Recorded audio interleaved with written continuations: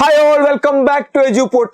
8ാം ക്ലാസ്സിൽ പഠിക്കുന്ന ഭൂരിഭാഗം മക്കളും പഠിച്ചു തുടങ്ങാൻ വേണ്ടി ടൈം ടേബിൾ കാത്തിരിക്കുകയായിരുന്നു. ടൈം ടേബിൾ ഒന്ന് നോക്കട്ടെ, ഏതൊക്കെ വിഷയങ്ങൾക്ക് എത്രയൊക്കെ ഗ്യാപ്പ് ഉണ്ടെന്ന് നോക്കട്ടെ, അതിനനുസരിച്ച് പഠിച്ചു തുടങ്ങാമെന്നായിരുന്നു ഭൂരിഭാഗം കുട്ടികളുടെ കോൺസെപ്റ്റ്. എങ്കിൽ ദേ നിങ്ങളുടെ കാത്തിരിപ്പ് അവസാനിച്ചിട്ടുണ്ട്. 8ാം ക്ലാസ്സിന്റെ ടൈം ടേബിൾ ഒഫീഷ്യലായിട്ട് ഗവൺമെന്റ് പബ്ലിഷ് ചെയ്തിട്ടുണ്ട്.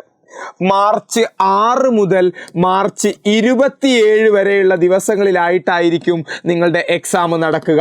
അപ്പോൾ എക്സാമിൻ്റെ ടൈം ടേബിൾ എങ്ങനെയാണെന്ന് നമുക്ക് ആദ്യം ഒന്ന് നോക്കാം. മാർച്ച് 6-ാം തീയതി വെള്ളിയാഴ്ചയാണ് എക്സാം സ്റ്റാർട്ട് ചെയ്യുന്നത്. ഫസ്റ്റ് ലാംഗ്വേജ് 1ാം ഭാഷ പേപ്പർ 1 ആണ് നമ്മളുടെ എക്സാം.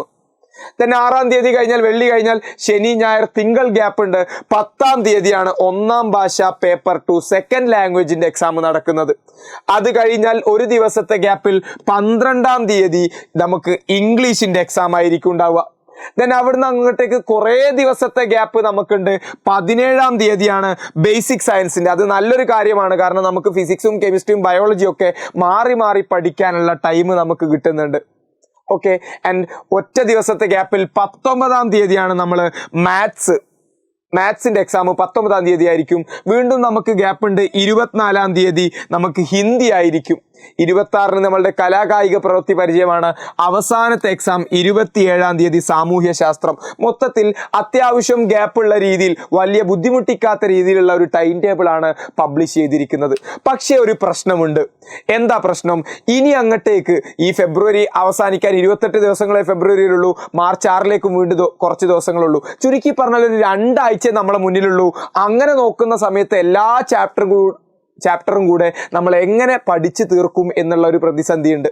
സോ നിങ്ങൾ എവിടെ പഠിച്ചു തുടങ്ങണം, എങ്ങനെ പഠിച്ചു തുടങ്ങണം, എന്തെല്ലാം കാര്യങ്ങൾ ശ്രദ്ധിക്കണം, ഏതൊക്കെ ഭാഗങ്ങളാണ് ഇമ്പോർട്ടൻ്റ് തുടങ്ങിയിട്ടുള്ള എല്ലാ കാര്യങ്ങളും ഡീറ്റെയിൽഡ് ആയിട്ട് പറയാൻ വേണ്ടിയിട്ട് നാളെ രാത്രി കൃത്യം 7 മണിക്ക് നമ്മൾ എന്ത് ചെയ്യുന്നുണ്ട്, സ്റ്റഡി പ്ലാൻ ആയിട്ട് വരുന്നുണ്ട്.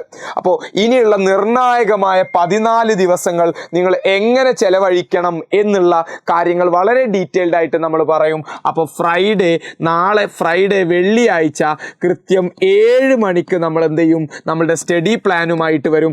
അവിടെ നിങ്ങൾക്ക് പഠിക്കാനുള്ള കംപ്ലീറ്റ് ഡീറ്റെയിൽസും പ്ലാനും നമ്മൾ എന്ത് ചെയ്യും, നിങ്ങൾക്ക് വേണ്ടിയിട്ട് ഷെയർ ചെയ്യും. അപ്പോൾ നോമ്പൊക്കെ ഉള്ള ആളുകൾ നോമ്പൊക്കെ തുറന്ന് പെട്ടെന്ന് എന്ത് ചെയ്യണം, സ്റ്റഡി പ്ലാനിലേക്ക് വരണം. ഇപ്പോൾ തന്നെ നമ്മൾ കമൻറ്റ് ബോക്സിൽ അതിൻ്റെ ലിങ്ക് കൊടുക്കാം. ഇപ്പോൾ തന്നെ എന്ത് ചെയ്യണം, എല്ലാ ആൾക്കാരും മറന്നു പോവാതിരിക്കാൻ കൂടി വേണ്ടിയിട്ട് അത് ലൈക്കും കൂടി ചെയ്തു വെക്കണം. അപ്പോൾ നമ്മൾ പറഞ്ഞ പോലെ കൗണ്ട് ഡൗൺ സ്റ്റാർട്ട് ചെയ്യാണ്. എല്ലാ മക്കളും പഠിച്ചു തുടങ്ങുക. നിങ്ങളോടൊപ്പം നമ്മളുണ്ട്.